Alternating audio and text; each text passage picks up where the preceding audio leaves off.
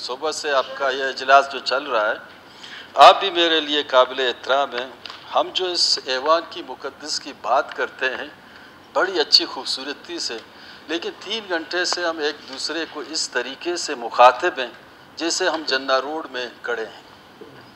खुदा इस ऐवान में बहुत से लोगों ने वोट लेके आए हैं, मेरे लिए सारे काबिल एहतराम हैं। सवाल होता है ज़िमनी 3, उसके फिर सवाल के 3 ज़िमनी होते हैं।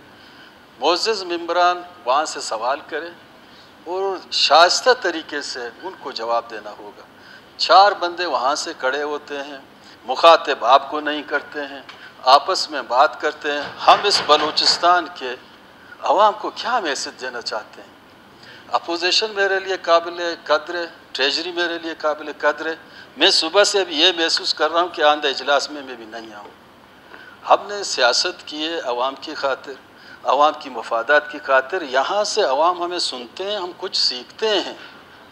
हर बंदे का मोअज़्ज़ज़ का जो अल्फाज निकलती है, चुने हुए अल्फाज हमारे अवाम के लिए, लाखों लोगों के लिए वो सुनते हैं, इससे सीखते हैं।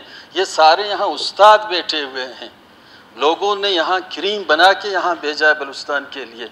मेरी पूरे ऐवान से रिक्वेस्ट है कि एक दूसरे का एहतराम करें, एक दूसरे की बात सुनें।